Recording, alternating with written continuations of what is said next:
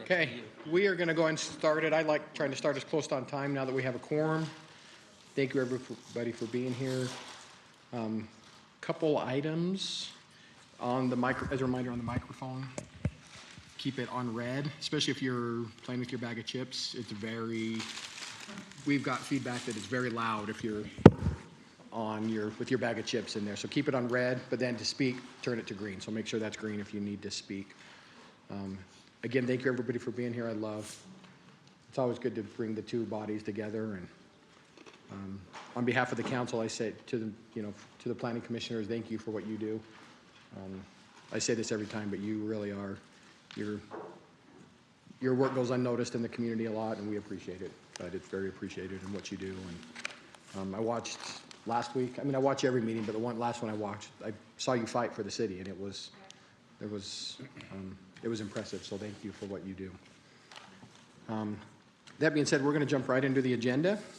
A couple of items is all, but they will probably be lengthy, which is good. These are both needed items. So, we're going to need to approve the minutes first. Item 1.2, look for approval of the minutes from our June meeting. We'll just look for a motion. Motion to approve the meetings from the June meeting. Motion by Chris. Second. Second by Sherry. All in favor? Aye. Thank you. Okay, move on to item 2.1, discussion of Herriman City Community Services, BA. I don't have a red or a green button.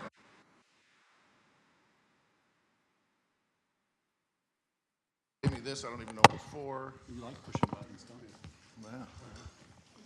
Yeah. Mayor, Council, Planning Commission, thanks for having us. Appreciate you inviting us to come and speak tonight. First off, I wanted to take a minute to introduce those members of the Community Services Unit that could make it, but as circumstances would have it, not all of them made it. I'll have Greg and Jenny stand up. Greg Shaver is the Sergeant over the Community Services Unit, which includes our code enforcement folks, our traffic unit, and our community-involved policing member. Jenny is one of two code enforcement people. Aaron Carney is the other. Jenny comes from one of those other cities a little farther north with a lot of code enforcement experience. So we've been leaning on her to help us navigate and figure out the process once we moved it into the police department this last year. Aaron has some parking enforcement, but most recently worked with incident management with the state, driving one of those big UDOT trucks on the freeway. So he has a lot of traffic-related experience. And Chuck Mom, who is one of our police officers, is assigned to the community-involved policing. So he's kind of their law enforcement arm of that unit, if you will. And Greg also supervises the two traffic cars, Cody Fairbanks and Mike Larson. So together that team covers lots of different things. You guys can sit down now. Thank you. I think I forgot to push one of the buttons, but well, I pushed them all. Nothing happened. I don't know. Hey, there they are. There's a picture of everybody. So a couple things that have happened. Obviously, code enforcement moved from a different business unit earlier this year into the police department, and that's when we brought Jenny and Aaron on board. So a lot of things have taken place during the last 11 and a half months, from hiring personnel to buying equipment, vehicles, uniforms, all of those things, and then kind of finding our way. And in the police department, especially myself, I've learned a lot more about code enforcement than I knew existed over the last few months as I've been their supervisor, and trying to help them develop what that looks like and how we're going to tackle that. In the last 3 months, we have begun a multidisciplinary team meeting. And what that is we have identified work level folks, if you will, within the city, from planning, building, zoning, licensing, parks, trails, legal, animal services, and our community services people. We bring them in bi-weekly for a meeting at the police department where all representatives from all of those different teams meet and talk about things specific to the community enforcement team and code enforcement and some of those issues. It's given us a chance to look at some of our ordinances, have some discussions with Michael Malloy and his folks, as well as Todd and Matt and legal, and talk about some things that we may need to look at as far as ordinances changes or updates that may help them do their job. It's helped us focus on some of the licensing concerns that we've run into with different types of home-based businesses or things like that that have presented some challenges with us. And it's given Jenny and Aaron the opportunity to meet all of the different folks in the city and have some discussions about how we can help them and how they can help us, both directions, so that we're working together to have the same end goal and the same end result. As a part of that, we've given all of those representatives from those business units access to see our workflow so that they can add directly to our workflow. They can, there's a section where they can add notes and comment back and forth and communicate with each other on cases.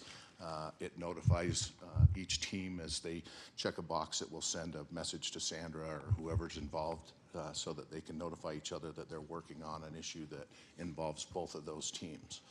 We also have the same document for legal so that any one of those representatives can communicate with legal. If we see something that isn't urgent, we don't need to be on the phone with you, we don't need to be talking to you right this second, but we see a concern about ordinance such and such, all the rest of the people can see that communication and that solution to that problem so that Matt or Todd aren't bogged down with multiple phone calls about the same concern. Jenny and Aaron only overlap part of the week, so I don't want both of them reaching out to Todd to find an answer to the same problem. So we've developed some of those things and worked through that.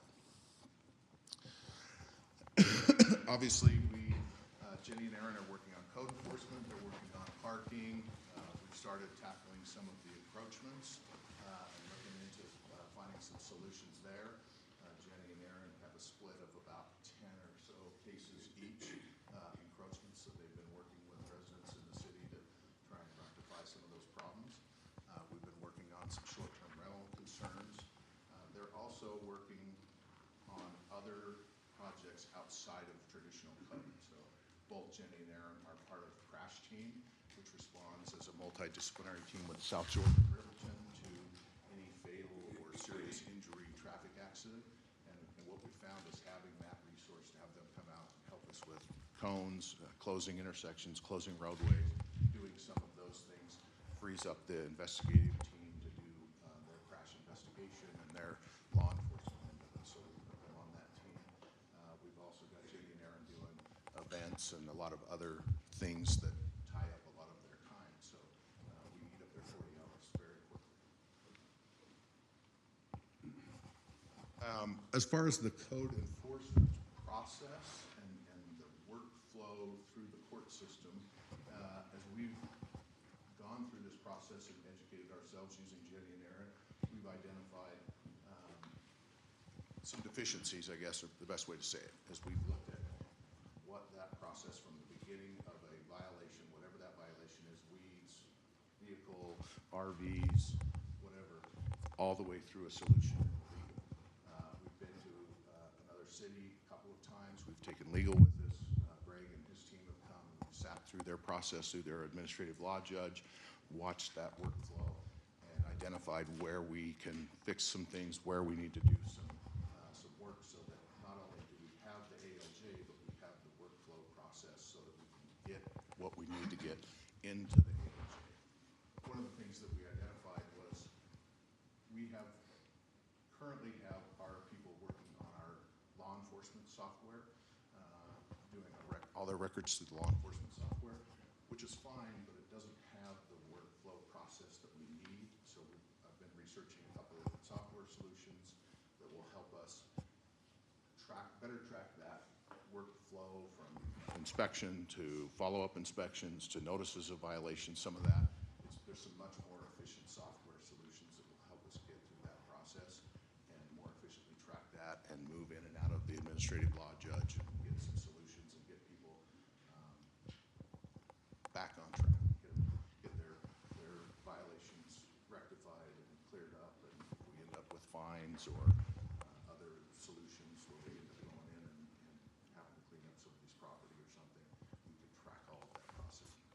enforcement software is really set up to do those things. I think this software solution that we've identified will be used. What else? Did we miss anything? So we're hoping to have, I know Todd and Matt have been working with me, we're hoping to have an ALJ set up the first quarter of the new year and get that process running. We've got some cases that we're ready to push that direction right now. Any questions?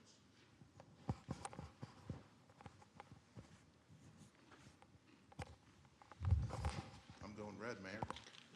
You're going red? Well, and I know I've talked to Jenny about this before. Is there anything that we need to do as a commission and council as far as tools to help you do your job better? I think that's, I mean, at this point, I think that we have a pretty good handle on it. It's taken us a minute to kind of identify all the pieces and get those in order. I think the software, the ALJ, and really the meeting, and I'll use Michael as my defense on the meeting. I think the meeting, everyone in the meeting, that multidisciplinary meeting has come away saying, this is really great. I've had different business units ask to be a part of that. So I think that has really been probably one of the best things that we've done to get everybody in the same room and talking about what some of their issues are and how we can help each other solve those problems. I think that what we're all going to see is that unit's going to expand. It's going to grow. And in two places. One, the software solution will help us navigate some of that administrative stuff, but when we looked at another agency, they have 2 code enforcement people for a similar size city and 2 full-time administrative people that are just running the paperwork in the background. I think we can beat that with a software solution, but eventually we're probably going to be coming back and knocking on your door talking about people, and both people out in the field and people in the office, so that we're not getting behind and not bogging the system down. So. what about ordinance-wise? Are you seeing anything ordinance-wise that we need to tighten up? Ordinance-wise, we're talking to Todd and Matt, and there's certainly some things, and Michael, we've had some conversations about, organizing, cleaning up.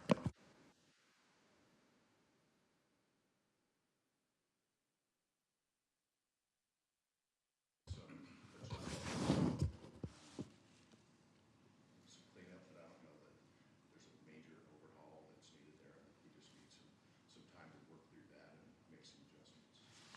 I have a question. I've seen several, I guess, probably acre plus pieces of property within the city that has a lot of storage, RVs, boats that aren't, I would say aren't, commercial in nature, but there's, a lot of old cars and things like that. Do you know where we stand with allowing that within the city? So we had a couple of those cases I'm familiar with. Yeah. You drive by it every day?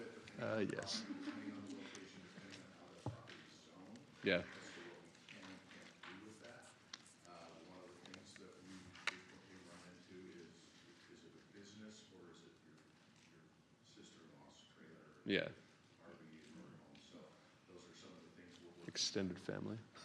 Well, a junkyard is different than Well, no, there's than an RV close by park. our house, there's someone that put like a 4-foot berm around their property and put a gate with a code, like a pad, and, Oh, an artificial turf? Yeah. So, there's also a junkyard that was created too. oh, yeah. They're case by case.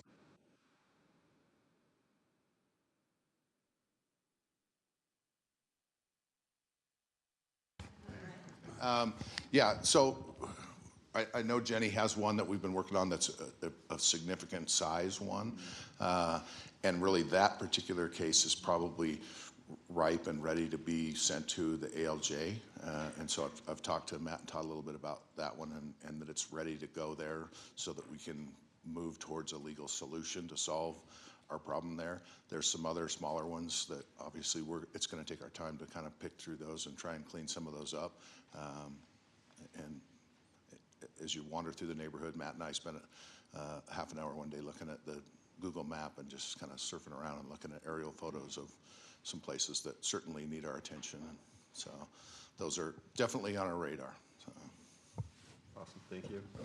I did want to ask, because you mentioned short-term rentals, what type of problems are you seeing with that, or where, I guess? Because I'm wondering if the Probably planning one- commission can help with CPR. Yeah, one of the for most making sure and stuff. significant ones that was causing us some grief was out at the far south end of the valley, out north, towards Redemption out there. One of the concerns and one of the things that we've talked through with some of the complainants that we've had is the state ordinance that regulates specifically being able to enforce it based on an ad. No, we cannot come out and just write you a ticket because you put an ad on a short-term rental website. We can certainly investigate it, and if we have information outside of just that ad, we can issue a citation or refer that person to court if we needed to. Clearly, if you get on any one of the half a dozen or so short-term rental sites and do a search, there's a lot. There's a ton of them.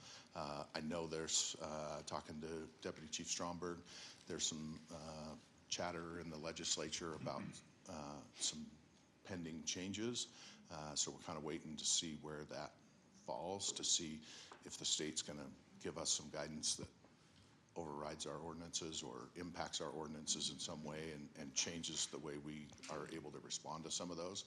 At this point, we're taking them on a case-by-case basis. We're not actively going out and just running through the ads and looking for people to chase down. If someone calls, we're going out, making contact with the individual who's renting or the landlord and just having a conversation with them and letting them know what our current ordinances will allow them to do or not to. So.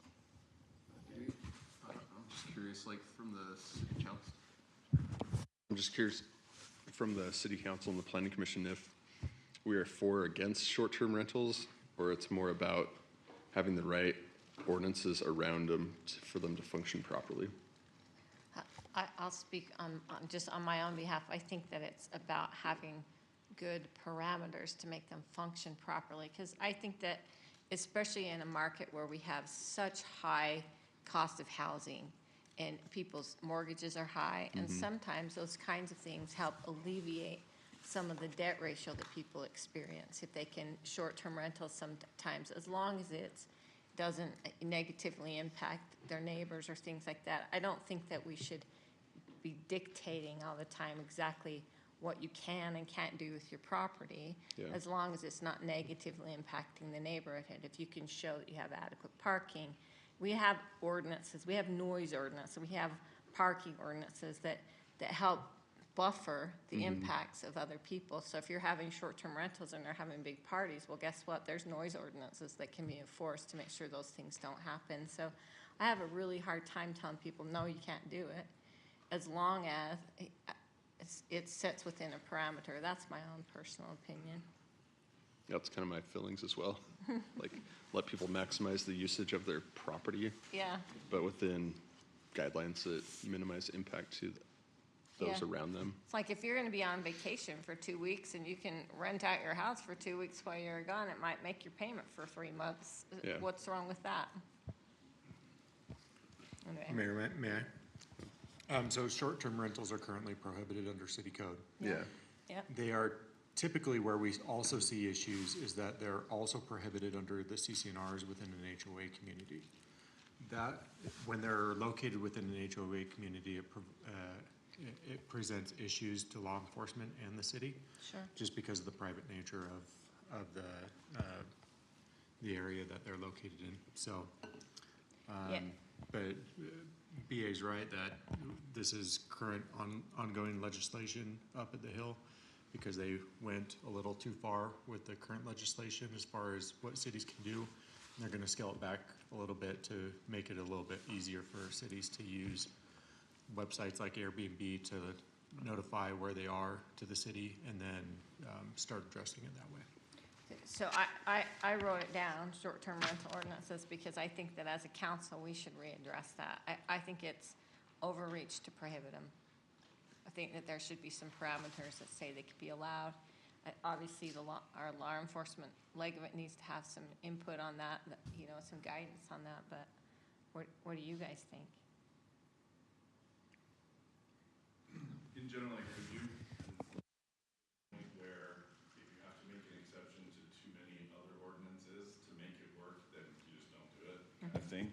So, to reiterate your previous statement in agreement with you is, as long as there are the proper parameters around it, I think it's something that can function in our city. I think it'll be an added bonus too without hospitality currently.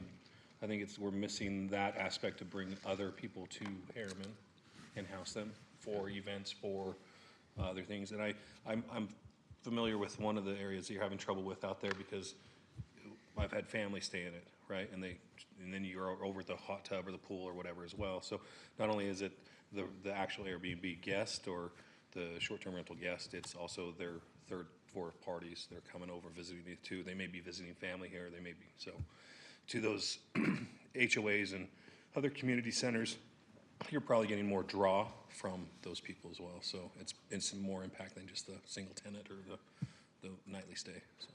So is our typical process working with the HOA as we address this with these short-term rentals? Because I know typically a community tends to have a lot of, I guess, pull in their community and changing stuff. And obviously, I understand we need to get the officers involved sometimes, but I think sometimes it's the HOA tends to take care of it fairly quickly once it becomes addressed to them. So is that like a dual where you actually address the HOA board that this has come to your attention? We necessarily, on the ones I'm aware of, we haven't dealt with the board as much as we may have dealt with a representative from the HOA. Oftentimes, the HOA rule is the solution to that problem, so we'll look at it.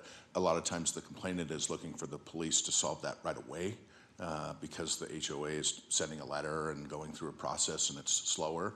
But most of the time it's just a combination of us going out, getting the information, talking to the HOA representative, and then maybe just guiding them to calling the individual owner of that property and having a discussion with them about what their HOA allows, as well as what city ordinance they may or may not have an issue with. But as a general rule, that most of the HOAs are pretty stringent, and that seems to be the solution. And so we just route them back to their own internal HOAs.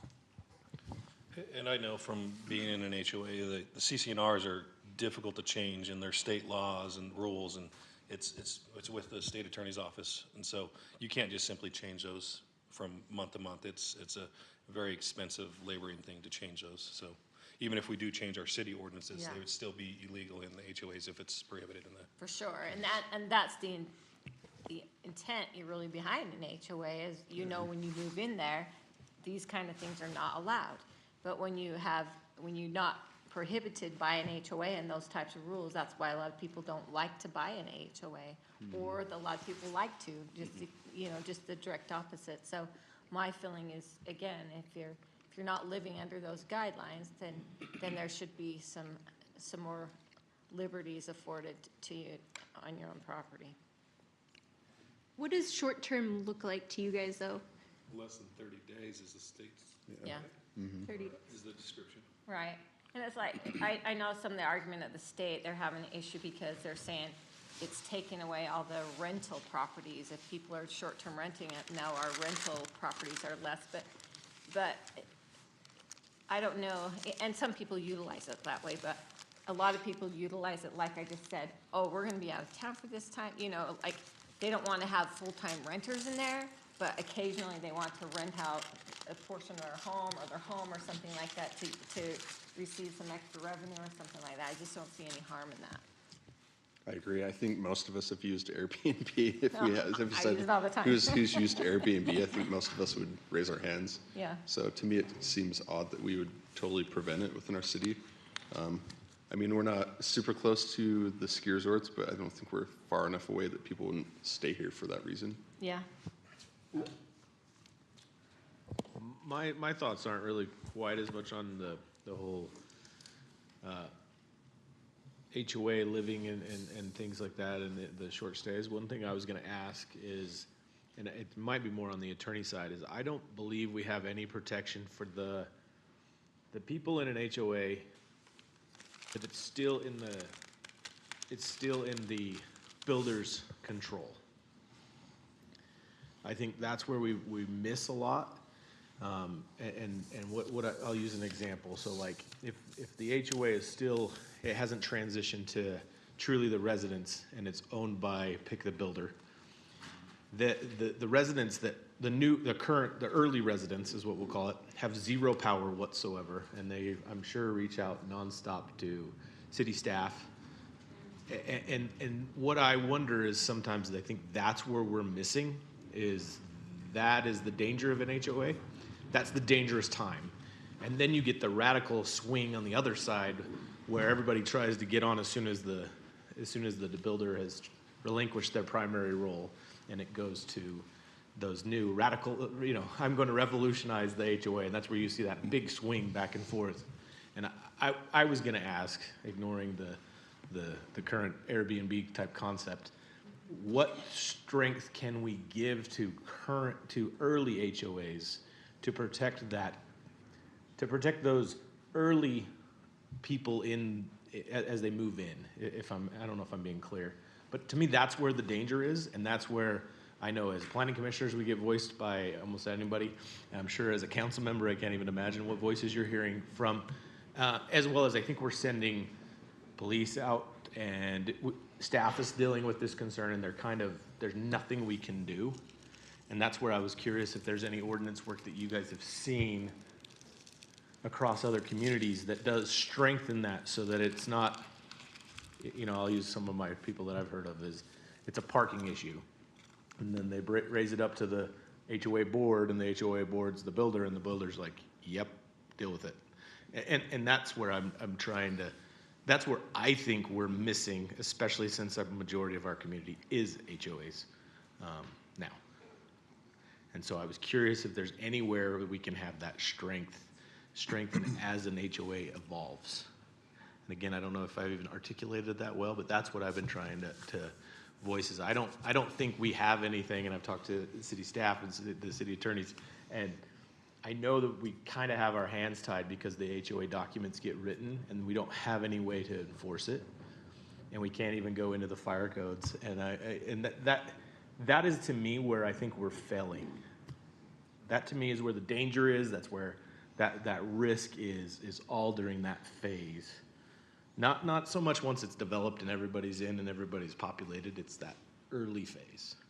Oh, I think that, just to add a little, perhaps, clarity to that. Yeah. I think that what happens is that during the construction phase of a property, the builder holds all the seats of the HOA. Correct. And you could have 70, 80, 90% completed, and there's no resident representation on the board. Correct. And so I think your question is there a way we can help residents get representation on their boards sooner? Exactly. And I think we could by helping that all these CCRs get approved by us, effectively by us approving the subdivision plat and things like that. And I was curious if we could work to try and put some of that language in all CCNRs that say, in the case of, and I don't know the right number, but to try and say if it's a case of safety or things like that, then the city can step in and help those residents, especially because we have so many that will be in the phase you just described for a very long time. If you do like percentage you build out, like 20% build out, two people have to be on it. I mean, just that percentage you build out, a certain number of residents have to be on board. And that's where I think, and I don't know, we need to solve it right now, but that to me is, I think, where we're not getting the right resolution. And I don't know, maybe you guys don't go on any of those calls, but I have a hunch there's a lot of those. Well, and I don't know the solution to it. Having been in an HOA and dissolved our neighborhood HOA, I'm familiar with what you're talking about. But certainly it doesn't change other than your representation. So whatever those CCNRs are under the builder, until, in my particular neighborhood, it was until the very last lot was sold. It was under control of the builder. And we knew that when we signed up. It was all part of the paperwork. But those ordinances still carry over in their same form to us as the residents. So the HOA's enforceability doesn't necessarily change. The same rules are there. It just becomes a panel of the residents rather than the builder or the property owner. As far as the law enforcement part of it, the same thing. Our ordinances are in place, and whatever ordinances would apply to that particular community as an HOA, either under the builder or developer or under the homeowner would be the same, so that wouldn't change a little bit. So where they're talking about maybe the percentage at 80%, it switches over, 20% this happens and some triggers in there, maybe that's a solution. But from a law enforcement standpoint, I don't really know that those two things would change either way with the way we would work with an HOA. Where I was wondering is if it would make sense to, because the issue is typically, and it's not the HOAs that can be dissolved, it's the HOAs that have private streets, less parking. That's where I think there's a lot of concern. And so I was wondering is if there's a way to tie it to almost the development. So if there was a parking problem, okay, the last two lots can't, if the HOA doesn't enforce the parking solution, then you lose two lots, or some way to offset the clear deficiency in the planning phase that we all missed because we didn't anticipate that style of home and that style of product and the fact that their truck sticks into the roadway, right? I mean, I'm trying to think of a way to try and drive active fixing that fixes the development problems before they truly start to go where no one expected that parking to happen, right? And a lot of that is no matter what we do as planning commissioners, we can try and drive what we think is going to happen. And we've tried, I mean, everybody's heard me say, draw two houses with the garbage can inside the house and show me how it works, right? We've done that. But sometimes you're going to still miss that. And I think we need to have some way to offset that as an option, saying, okay, master developer, you said you're either going to have to enforce your CCNRs like they're supposed to operate, or we're going to have to adjust your development one way. And I know it's a lot to ask, but I think that is where we're missing somehow.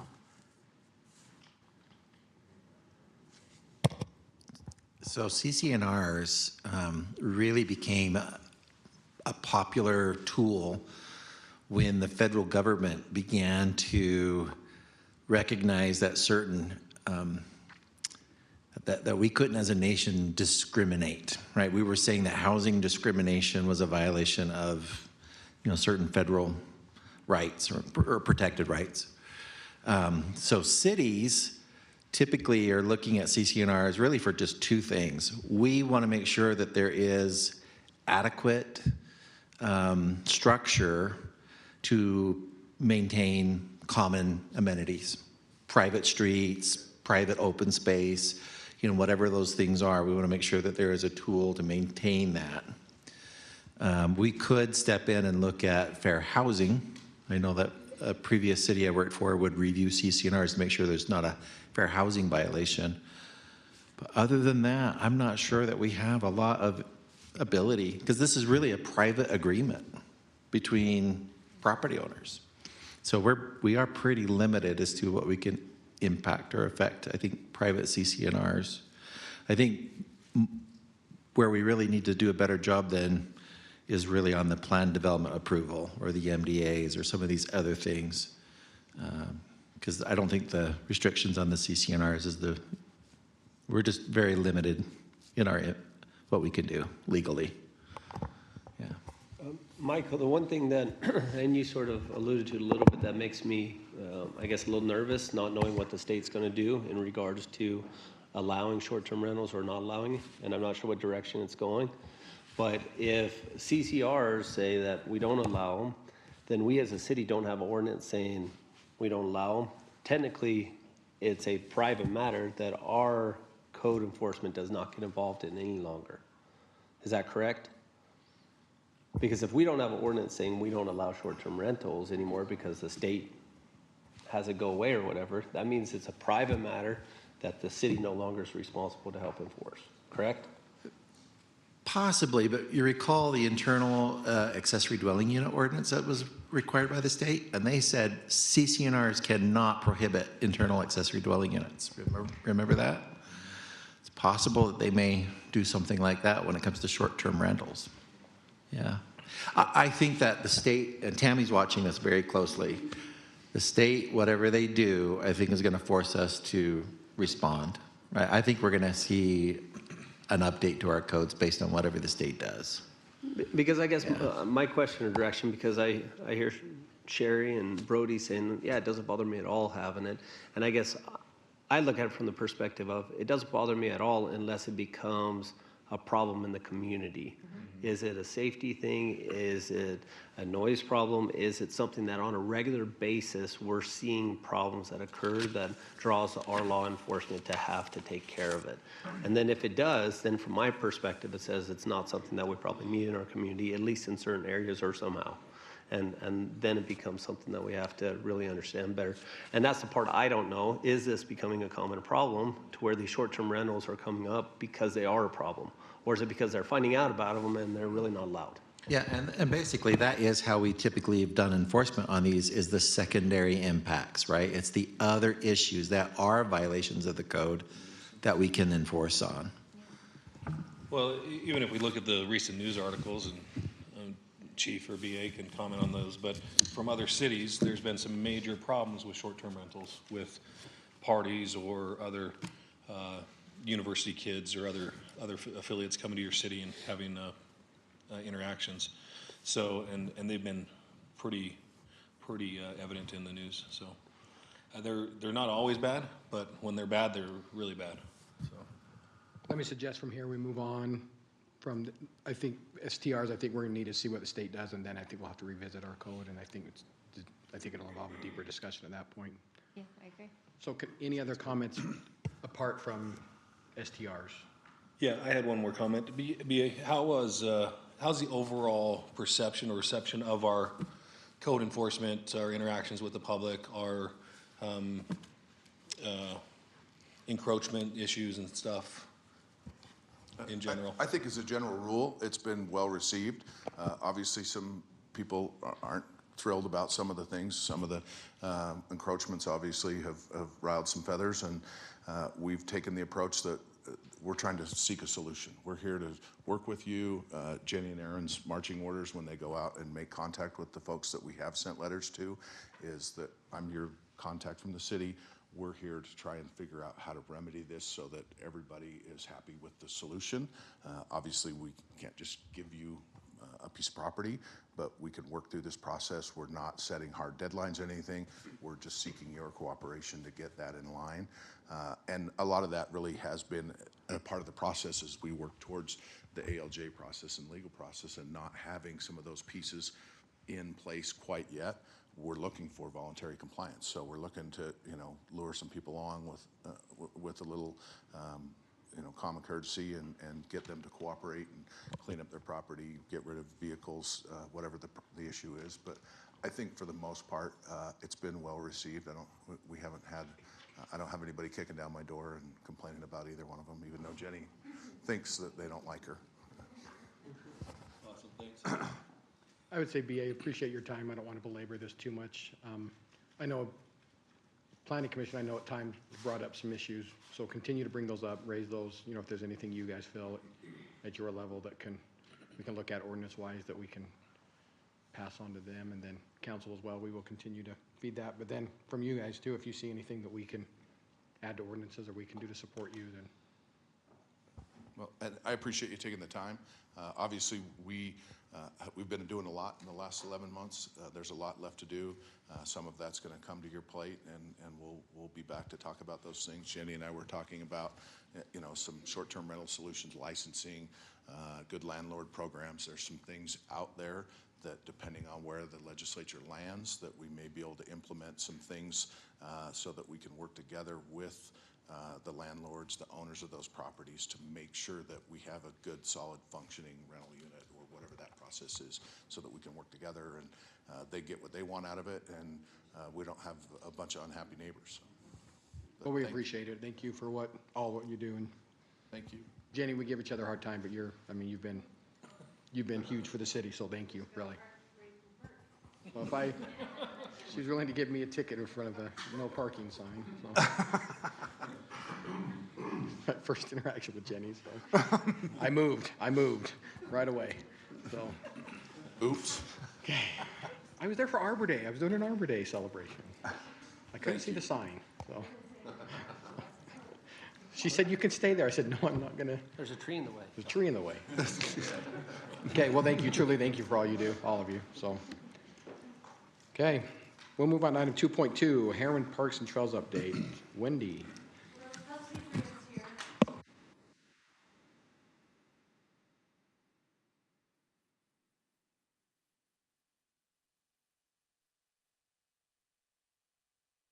Have a lot of projects that are going on in the city, and they're amazing. So, there we go.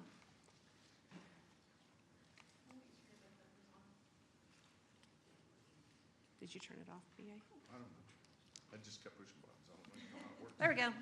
All right, so just to give you an update on where we're at with our park space and our trail lengths, we have added quite a bit of trails and open space with our projects. Now that open space number includes our hillside that we've been purchasing with ACUB money, that we're preserving as open space and expanding our primitive trail system. It also includes any parkland that we have that is not yet constructed. So the 43 acres that are over in Creek Ridge is included in that open space number. So as we develop the parks, that park space will increase, the open space will decrease unless we continue to buy down property with ACUB. Hopefully that makes sense to everybody.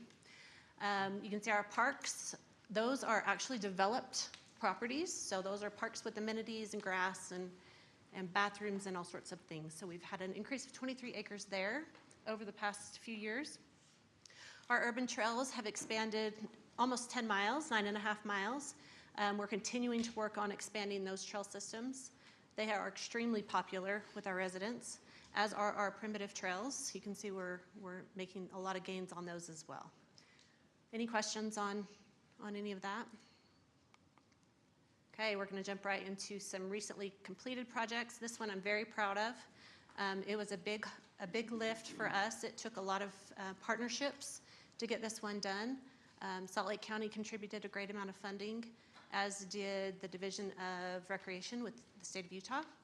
And Rio Tinto was a great partner as well, providing us with some really cool things from the mine, big poles and gears and tires and all sorts of fun things to make this great. Hopefully, I don't know if any of you have been out there. We did the ribbon cutting in the snow, which is not what we had hoped to do, but we did it anyway, just to get it open for those warm winter days for kids to get out and play. This property features a pump track, bicycle playground, restroom, water fountain, and pavilion. You might remember this pump track was originally going to be on the Midas Creek Trail. We relocated it here. We are planning on installing another pump track in the Jackson-Teton area. So we actually got an update on that today, and that plan is looking really good. This is the first phase of several phases. This project was very important to the Juniper Canyon system. It was really easy to get constructed. It provided a trailhead. It provides great connection with our economic development that's going on to the south in Academy Village. Hopefully they'll go to Lee's and get some picnic stuff and then come over here and enjoy the park. There's some photos from a non-snowy day. It turned out really nice. Our project team did a great job. This is the first phase of a lot of phases. We're working on the next phase now, so you'll be seeing that coming in, and as funding becomes available, we'll keep churning this project out. Are there any questions on Juniper Canyon? No, thank you. We had a great project team. Main Street park strips, you may have noticed these, getting completed over on Main Street by the Auto Mall and Garden Plot area. As soon as the Auto Mall and Garden Plot area come in, they'll put in their own park strips, but we were able to get this section of the project done. It is a water-wise and low-maintenance landscape. It does look like turf grass, but it's not. It's, Heidi, do you want to talk to the water conservation efforts? Maybe Heidi's not with us. Anyway, we received grants from Jordan Valley and the Utah Division of Forestry, Fire, and State Lands for this project. I'm here. I don't know how to unmute. So if you can hear me, it is a water-wise grass. Do you want to talk a little bit about what it is? Yeah. So it's a bio-native grass, and it uses 68% less water than a regular Kentucky bluegrass. So it only needs to be mowed like once or twice a year if we choose to, which is also going to reduce our maintenance cost considerably compared to a Kentucky bluegrass.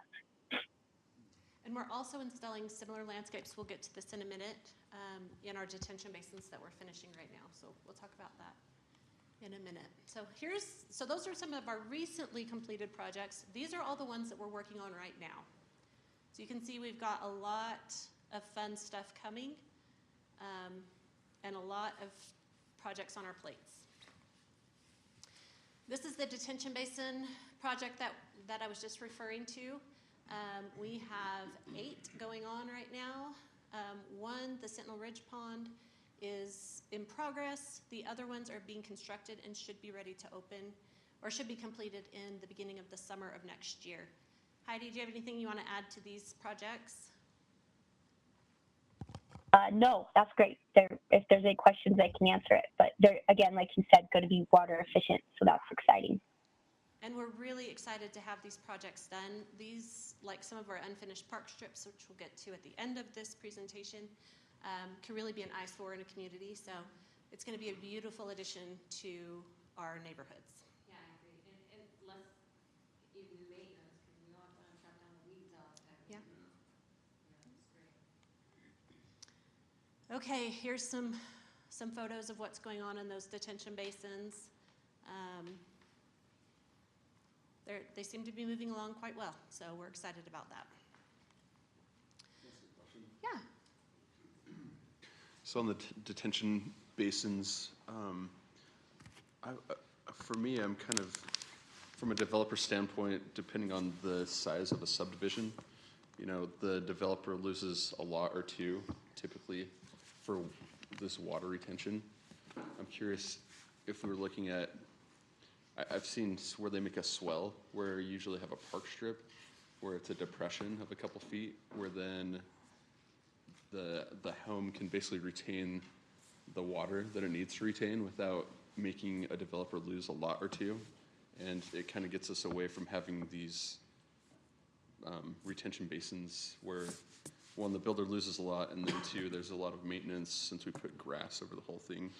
Like, kind of, if we can avoid and use other measures, like a swell in the park strip, do stuff that's water-wise, then it benefits the developer, and I think it benefits the city from a maintenance perspective too. So I'm just curious if we have looked deeply at that, or what the thoughts are about that. Blake or Michael, would you like to I can answer that. So what you're seeing in the swells is typically, there's a new requirement that came out about a year and a half ago for the 80th percentile storm to be retained on site. Mm-hmm. And that's what you're seeing in the swells typically, is that 80th percentile retention. And so the rest of the water has to go down. It's pretty challenging in a lot of our subdivisions to get the storage volume you need in the park strips, especially if it's slopey at all, because as soon as you get a slope, you lose all your volume in those. So they usually use a detention basin to try to consolidate it all into one area in the low part of the project. We can definitely try to push that way. What it ends up doing is making park strips wider, and it might end up making them lose more lots, but it's definitely an option for the developers to use. We kind of let the design team that they have run with the requirements we have, and we end up getting what we have now.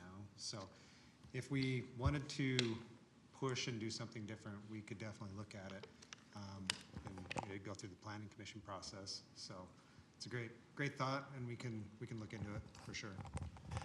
It's been interesting because in response to some state requirements, the engineering department, we did update our standards, and we do allow these swells. And we thought our development partners would start to implement them, but they're choosing not to. They're still meeting the state standards, but they're just doing it in these other systems. So yeah, we were thinking that we would see more of that solution. And yeah, development's just not going there. Interesting. Well, I've sort of noticed, and I think it's interesting, these detention basins are becoming used a lot. Like right off of 123-26, and this is not too far from Bastion Elementary across. they are playing soccer almost every single day in that storm detention basin. And it's like they have a regular practice, and a lot of these detention basins have been being used because we have a lack of programmable space. Yeah, totally. And so, I guess from that perspective, I question the idea of encouraging our developers to not continue to put the detention basins in. We I tried guess to what- adjust, oh, sorry, go ahead. I was just gonna say, I think where I would kind of find a balance is depending on the size of the detention. Is it usable, you know? If it's like a quarter of an acre or something smaller, then it's like we would seek other methods to retain water on the properties. And if it's can be half acre or an acre, like where it's usable, then I would push for, let's have it be in that method. Yeah, we have that little tiny one on 7300. Yeah. They put up 2 soccer nets on it. People play in there all the time. I'm like, I don't even know what's going on here. It looks like somebody's shared Taking it over. backyard. Oh, yeah. Well, I think with the smaller yards that a lot of our community Yeah. has, those are the playground areas for the kids now. That is the backyard for 20 houses. That is their play area. Yeah. Going along those same lines, you can incentivize the builders to make these detention basins into almost like park spaces and really utilize them instead of just being Kentucky bluegrass, just, you know, in the entire basin. If you actually make it into an amenity, you know, that will encourage them to do it that way or using the swells. That may be more cost effective for them. Yeah, the only hard thing about them doing it is then we end up with the O&M after. Yeah. And that's why Maintenance. this grass here that we're talking about, that's the direction I like to see for sure go, because the grass in the one where I was just talking about on 7300, that Yeah. grass gets about this tall and it's mowed. Within a week, yeah. Yeah, it gets mowed a lot, and so it's definitely not that kind of grass. And Are they maybe, donating the detention basins to the city? Or are they maintaining them with HOAs? It depends. If it's an HOA, it might be different, but. Yeah. No, there are. Typically, we. It depends. The private HOAs, a lot of those are private ponds that they maintain. And we have a long-term stormwater maintenance agreement they have to report on every year. We have to inspect it every 3. And to build on what you said, Forrest, if you remember Olympia, when we did their MDA, their ponds are gonna have an underground storage system so that the water doesn't stand in them and they can finish them to make them more usable for programmable space. and so, and that, I guess, at least from my perspective right now, it makes sense with moving forward with this new grass. But I guess my question is, what are there cons to this new grass that I don't know about? It's not for active play. So that makes it to where it's difficult to have that in the storm drain or the detention basins and actually be usable. Okay. These detention basins are pretty small, but like you said, they'll use, Doesn't matter. yeah, They'll use them. whatever So- grass they can find. So does it kill the grass if they're playing on it a lot? No, it's just not, Heidi, it's not as level, right? It grows moundy. It's not as thick. Right, so it's not thick like a Kentucky bluegrass. It's more like a meadow grass, or even if you're familiar with the detention facilities you see over in the Daybreak area, it's meant to look like a meadow. It's meant to look more native to our region and less like a Kentucky bluegrass. So more like a unfinished space More like a native grass, that's. or an empty lot. That's more. No, I would say it's more like a native ground covering. It's not, when you think of our foothills, we have patches of dirt, patches of grass. It's very clumpy. This doesn't grow in that manner. You're still going to have coverage, but it's not going to be thick and lush like you're used to with the Kentucky Blue. Yeah, but I think that's okay as long as, but foot traffic doesn't kill it. So is it hardy for foot traffic or not? You know, I think we're going to find out. I think it depends on how much it's used. Honestly, if it gets light use, it might be okay. But if you get the elephants out there, then you might be in trouble. We do have some of this in our dog park, so we'll see how Oh, it good. handles the higher traffic. Okay, good. The whole dog park is not done in this, but there are certain sections that are. Cool. Okay, next, our Herriman History Park. Heidi's been knee-deep in this one. This is the Danzy house that we're working on refurbishing. We are working with a consultant for a plan to restore the home right now, and we're working with a different consultant to revise the site plan to slightly tweak it with some new information.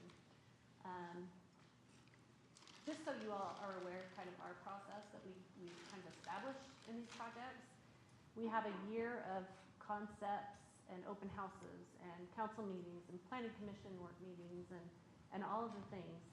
And then we have a year of design. Now, whether we can afford the project after those 2 years is a different story, but at least we have something on the shelf that's shovel-ready that is attractive to those that want to give us money. And that's kind of our goal, is to get these projects ready to go and then hope for additional funding. Yeah. So this is one of those that we're still working in the design phase. We're not quite there, but just trying to get ready for some hopeful outside funding. What's the interior gonna be like? Are we gonna bring stuff from Herriman into it, or what is it? No, we're not. Okay. We're gonna make it structurally sound, so it can act as a storage area. We've had a lot of conversation about this. To get it to the point where we can have people go in the facility is too expensive. To climatize the facility for artifacts or those kind of things is very expensive. And so just the restoration of the house is our goal right now. Yeah, just even the seismic upgrades and things like Yeah. that you'd have to do to, it's just. It's like a stone foundation. Yeah, it's just, it's not affordable. Yeah. Cemetery restroom, this is something we've been working on. The restroom facility itself is actually just south of the cemetery wall in the Heritage Park there. We have been going back and forth on this one. It's budgeted now. However, guess what? It came in way over budget. So, Shocker. we are looking at, instead of doing a stick-built facility, which has become very expensive, to going to a CXT type facility. And that's similar to what we installed at Juniper Canyon. They build it off-site, bring it on a truck, drop it in, and it's done. And it's significantly cheaper right now. So that's where we're at with that one right now. We wanted a nicer facility just because of the location, but the cost is prohibitive, and this does just as well as a stick-built. Cool. Midas Creek Trail expansion. This is under construction now. This is a section that's already been done with the bridges down by the Copper Creek area. So the developer is currently installing a trail from 6,000 west to 6,400 west. They're developing it as they build.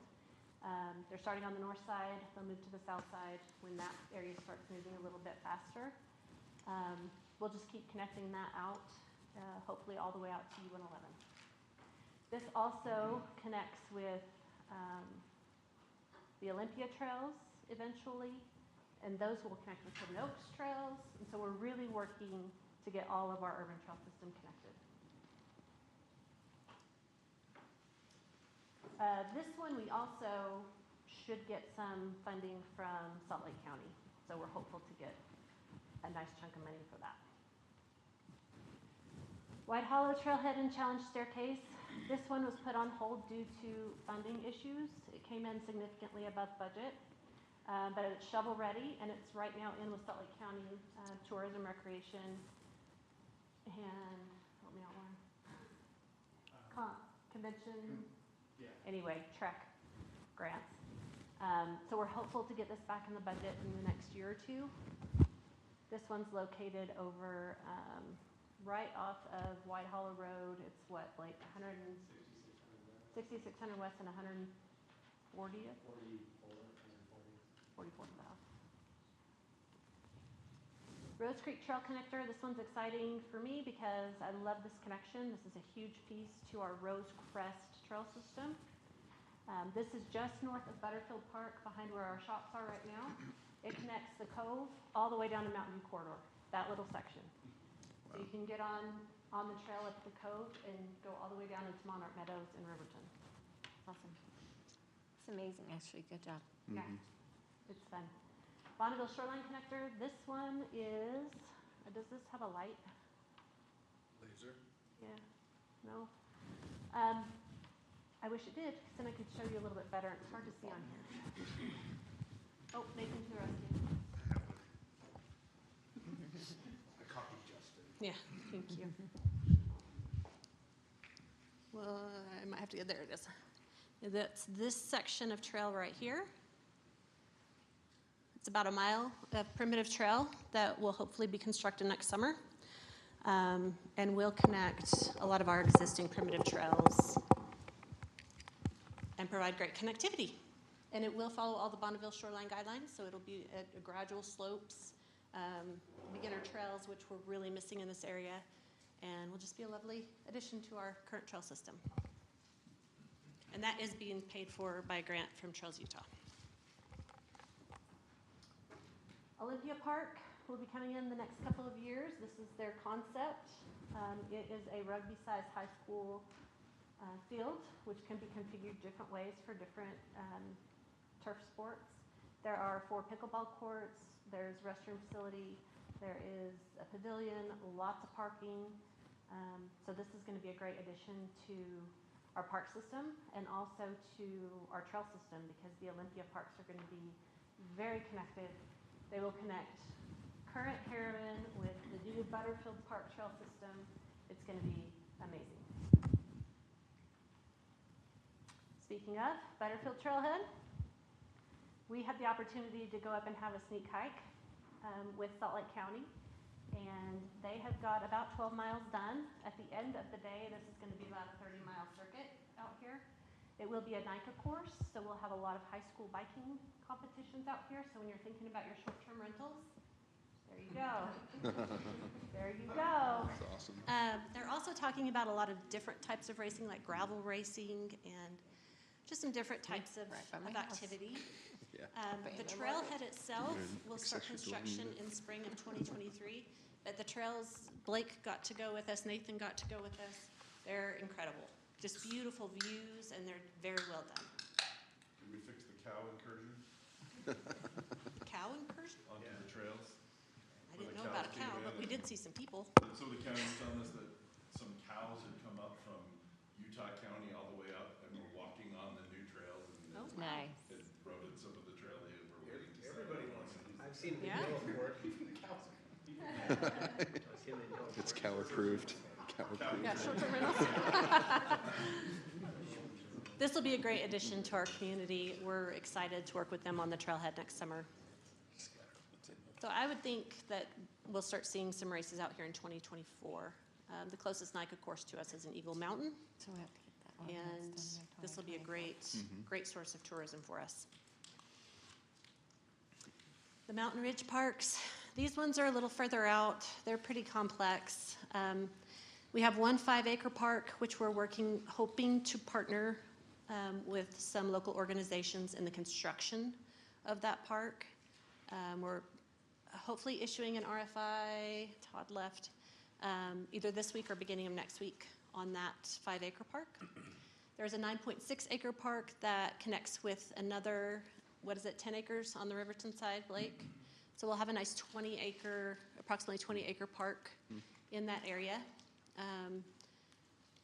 We're working through the design. Again, the cost came back just atrocious. So we've kind of reduced the scope.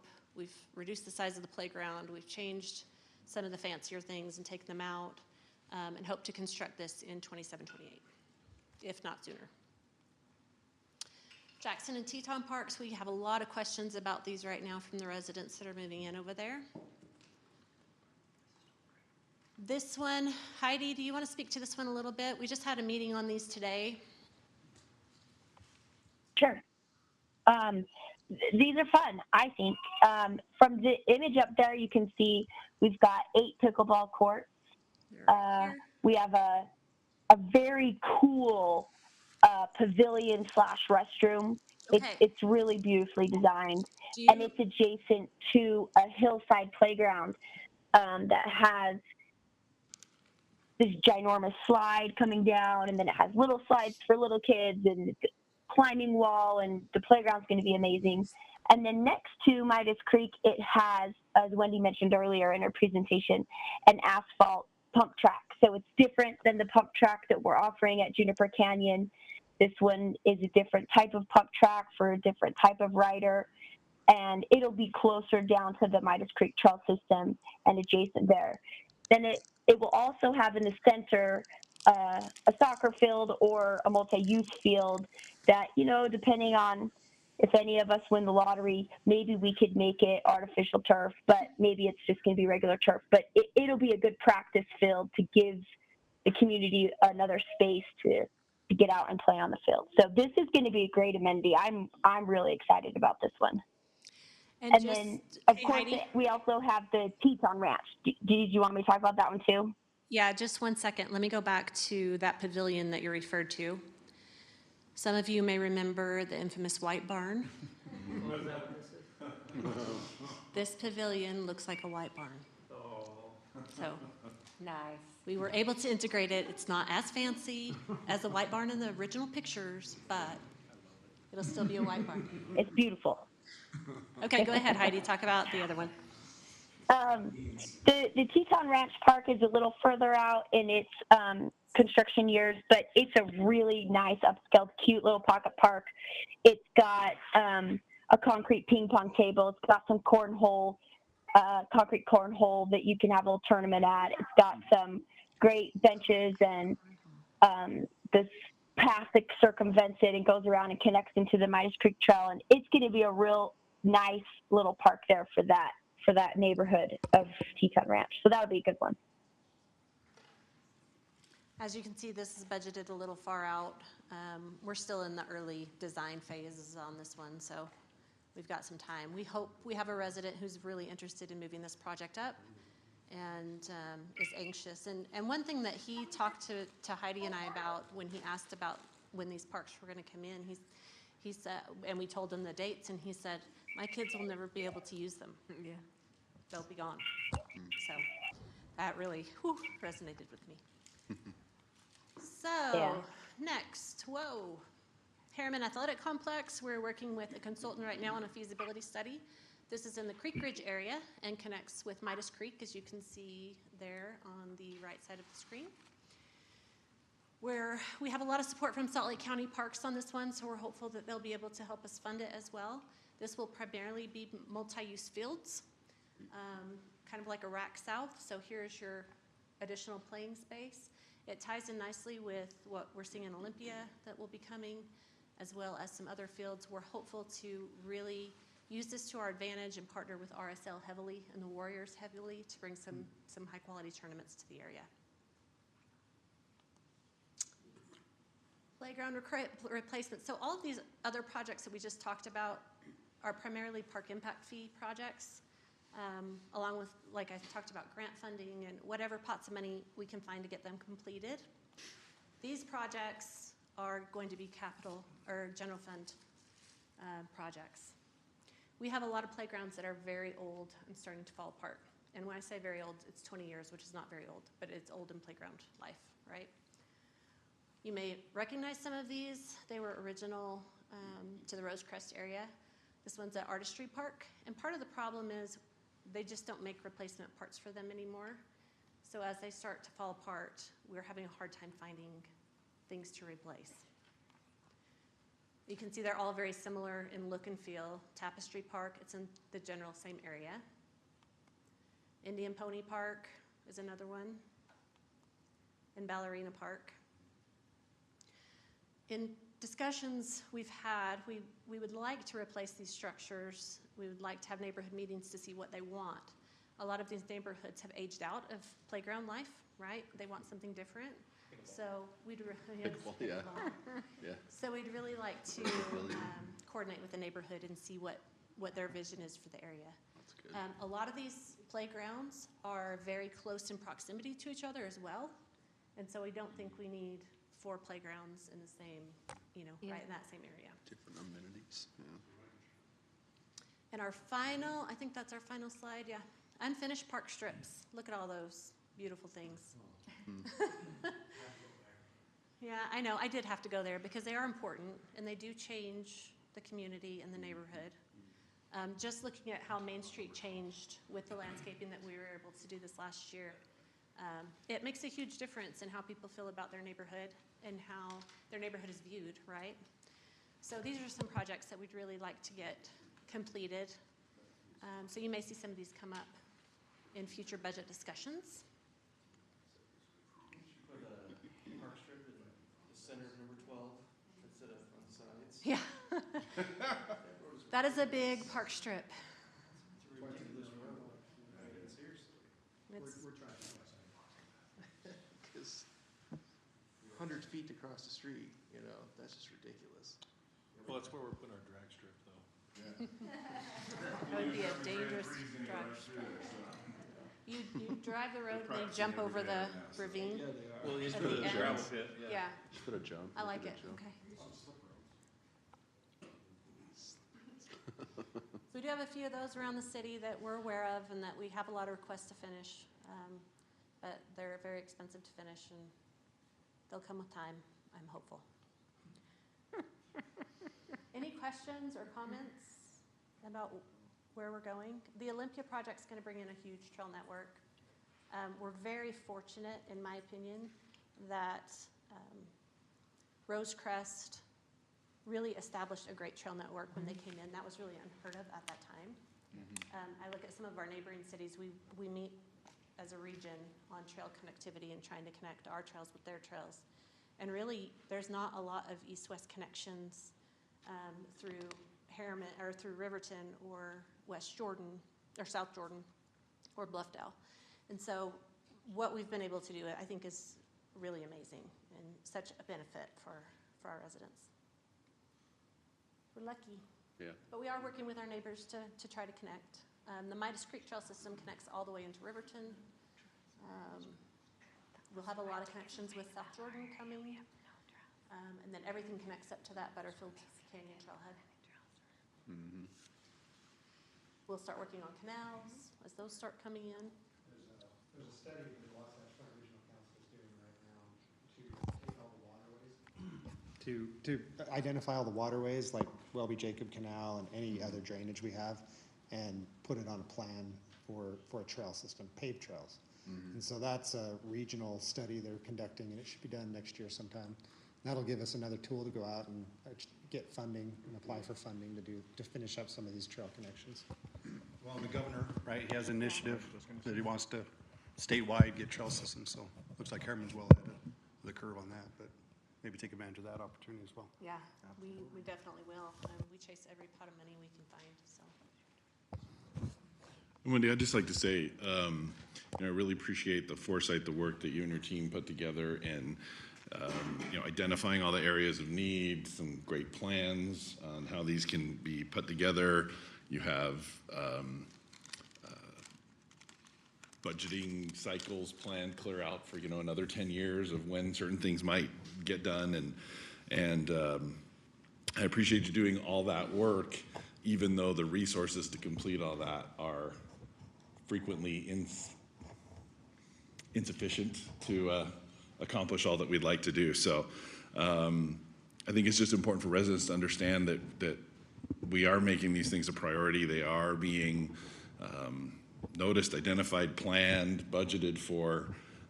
It takes a while for those buckets to fill up with enough money so we can get those things done. So, but we appreciate that they're on our radar, and it's something that we can talk to our residents about with confidence that yes, there's a plan. Yeah, and we do have a great project team that's very invested in this community. It's fun, right? The best thing is opening that park for the first time, and then you see people using it, and it's great and fun until then something happens that's not fun. It's vandalized, or all those things that we get to deal with after the fact. So it's really gratifying providing these spaces. So You do a great job. anybody else? Thank you, Wendy. You're We welcome. appreciate all your work. That was well short of your hour and a half. I know. I was She excited. told us today it was I gonna just be. wanted popcorn. Yes, As part of that, when we're thinking about that financing, our park impact fees and what we think we'll get based on build out is about 10% of what the master plan says for the projects. So that's going to be an ongoing, I think there's $250 million worth of projects in there, and we anticipate maybe 25 to 30 million more in impact fees. That's if they stay the same amount as they are today. So, so there are going to be projects that you just can't afford with those impact fees. So just something to be aware of as we look at it. If we go to raise impact fees, your home builders will certainly fight against that. So just some things I hate to be the downer at the last part of the meeting, but you needed to be aware of that. I'll just echo what he said and what Steve said the same. It's like, because we have these meetings and then we set expectations or hopes for residents because things are planned, but the next step, like when he said she gets to the shovel-ready part, but then it's the budget-ready part, and sometimes those are a long time out. So just remember that if you see it on here, it is planned, but it doesn't mean that the money's there super soon. Yeah, and I think it's important to understand that the money for parks doesn't come from the same bucket as the money for roads, as the same bucket as the money for infrastructure that gets built and all those other kind of things. So we don't get to take money from this bucket and put it into that bucket. So we have to. We do have a limited resource on how quickly we can be able to accomplish these things. Yeah, because it's going to come, if it's not coming from park impact fees, with the other 90% would have to come out of just general fund, and we certainly don't have that many millions of dollars in general fund anytime soon. So I appreciate the effort from staff to look through those other buckets. That's the important thing, is getting grants and different funding from other areas to try and create these spaces. Well, I have a question. When it comes to impact fees, I don't know, as a resident in a newer area and you see some things that are dilapidated, is there a push to keep the impact fees to improve the area where they came from? That's Sherry's speech too. I mean, it's like we put in 300 homes in the road. 7300 West has been cut into so many times that my wife hates the road, to be honest. And it's like, just those impact fees, obviously they're collected. How do we say, okay, this is gonna improve this area since that's where the impact fees came from? I had that same question when I ran from office, and this is what the answer I received. Those are impact fees for the city, and they can be used wherever the city budgets them to be used, as long as they're used on the capital facilities planned road. So, so that's a budgetary decision that's been made by different council people. I agree with you. I think the impact should be first addressed at the area that's most impacted. Yeah. But sometimes those decisions are not made that way. Am I correct? We can't use any park impact fees for deficiencies. So if it wasn't Impact fee. Yeah. any impact fee. Yeah. So for some of those roads, like 7300 West, a portion of it is impact fee eligible, but a portion of it's not. So when we do the estimate, say it comes back $5 million, Yeah. maybe only $1 million is impact fee eligible. So we have to come up with $4 million more out of the general fund to pay for it, or funding, which is why we're always chasing funding Because from the it's an state. existing road. Yeah. You can't use it on existing roads if it's impacted. Well, I'll jump in here too. This is gonna be I don't know, I'll get on my soapbox, but it's another reason we started this nonprofit that Chris is heading up right now. I don't know how many of you have been following that, but this is one of the things I'm most excited about, is we've got an advisory board now of 6 members now that are very motivated to go out and raise money. Yeah. I think you're gonna see money come in from the community to help build our trail system that we can then use park impact fees in other areas of the city. So we're hoping that this, as Friends of Herriman gets off the ground, that it can really accelerate some of these projects throughout the community. And so, I don't know if anybody's listening that cares, but look into this Friends of Herriman, and we would love community involvement in this, and donations and support. And I tell everybody that reaches out about, because like you said, everybody asks about pickleball courts. There's some existing areas where the pickleball could fit. Pickleball court could fit, but rally your community, donate to Friends of Herriman, say we want a pickleball court in this park. It can happen. That's the kind of stuff that this community can come together to create now with this Friends of Herriman that has not existed. So follow that along, and there's exciting things. I mean, arts, I don't want to get too off, because we're talking about parks. I'm trying to stay on agenda and stay within our. Yep. But It's the same thing that she was talking about, the gentleman who said his kids will never get to use it. Well, Mm-hmm. there's an avenue to where if you can find enough people to donate enough money into there, that it could be sped up. Yeah. Yeah, and I would, being one of the 5 people who get to direct some of that budget, where there's funds being donated or generated, it can change our priorities, right? Things can move forward sooner than later. I also want to we beat this drum all the time, but I'll just say it again. The money that you spend inside the city of Herriman, or if you're ordering stuff online, it generates more sales tax revenue for the city, which helps us have more money to do all the things that we want to do. So when you go and you find your stuff at other stores that you'd like to buy, come home and buy it online. That's right. We really need you to spend money in the city, and as much and as often as you can. Amazon's a great source. Like them. Target.com. They're all wonderful. Same Home Depot. Yeah, Home Depot. Order your Yeah, stuff it's and they great. go All pick it that stuff. Yeah, go ahead. Your Christmas shopping from your house. It's wonderful. okay, well, with that being said, we will, I don't want to belabor things too much. We can, any other comments on that before we move on then? I will say too, leading over to Chris, just leading up to other meetings, to everybody in the room, if there's items you would like to see discussed in these meetings, please bring them up to us. I think there's, Planning Commission, I know there's stuff we talked about. Bring it to our attention so we can talk about them in these meetings, because this is a great avenue for us all to talk about those issues that you might see in the commission that we're not aware of, right? So. And just with that being said, there is probably 1 or 2 items that we could probably voice here that we would like to discuss in the next meeting. At least one of them that we look at, because the process of working on ordinances, it goes to the Planning Commission, then it goes to the City Council. So if there are certain ordinances that we need to discuss and we need to start working on and changing and getting through the process, this is a great meeting that it probably should be standing every time that we address 1 or 2 ordinances that we want to talk about, probably moving forward. And that's at least one item. There may be other items that the Planning Commission would like to see on the next meeting as well, but I know that's one that probably makes a lot of sense. Yeah. Jackie, can we do that, similar to what we've done in council, and make that a standing agenda item on this, like ordinance discussion? Are we okay?